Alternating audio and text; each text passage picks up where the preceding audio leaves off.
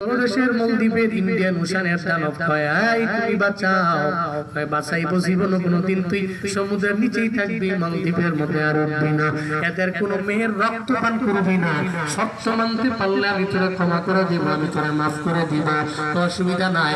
আমি তোমার কাছে পরিপূর্ণভাবে প্রতিশ্রুতি দিয়ে দিলাম জীবনে কোনোদিন আমি মালদ্বীপের মধ্যে আর উঠবো না, আমি এদের আঘাত করবো না, এদের উপরে জুলুম করবো না, আমি এদের উপরে নির্যাতন করবো না, আমারে মাফ করে দাও।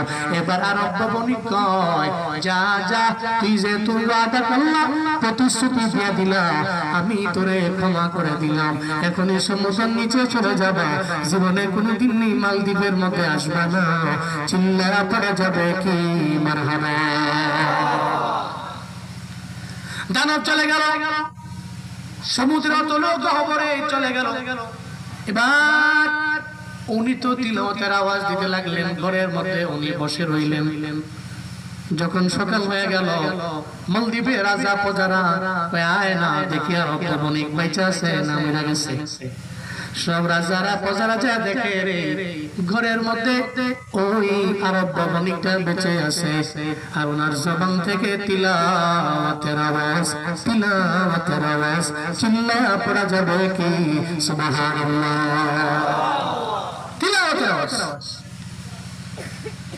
রাজার প্রজারা গিয়া বলে এই আরব বণিক দানব কি আসে নাই? কই আসতে, কই তোমারে খায় নাই, কই না খায় নাই, কই কেমনে, কই এরা তো অবাক। প্রতি বছর একটা কন্যা দিয়ে আসি, জীবন্ত জ্যান্ত ওটা মেয়ে রক্ত পান করে তাকে দুনিয়া থেকে বিদায় করে দিয়ে দানব চলে যায়। কিন্তু আজকে এই লোক এই ঘরের মধ্যে বসে রইল, এই লোকের ধরেও নাই, এই লোকের খায়ও নাই, রক্ত পান করে লোকটা জ্যান্ত। How this possible? তারা তো অবাক। রাজা প্রজারা বলতে লাগলো কেমনে পারছো? আমি পারছি কেমনে জানো? এটা আমার ব্যক্তিগত কামালিয়াত না, এটা কোরআনের পাওয়ার। আল্লাহু আকবার। কিসের পাওয়ার? কোরআনের পাওয়ার। এটা আমার ব্যক্তিগত কামালিয়াত না।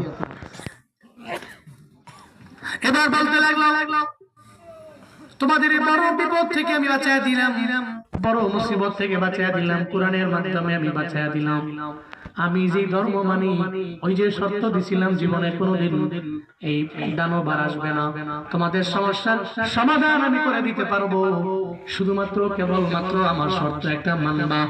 আমার শর্ত হইল তোমরা একজন ব্যক্তি আর জীবনে কোনোদিন মূর্তি পূজা করবে না, তোমরা মুশরিক থাকবা না, মুশরিকিনদের জীবনেও কোনোদিন না দলভুক্ত হবা না, আর জীবনে কোনোদিন কোনো কাফিরিনদের দলভুক্ত হবা না। এবার দাওয়াত দেয় আরব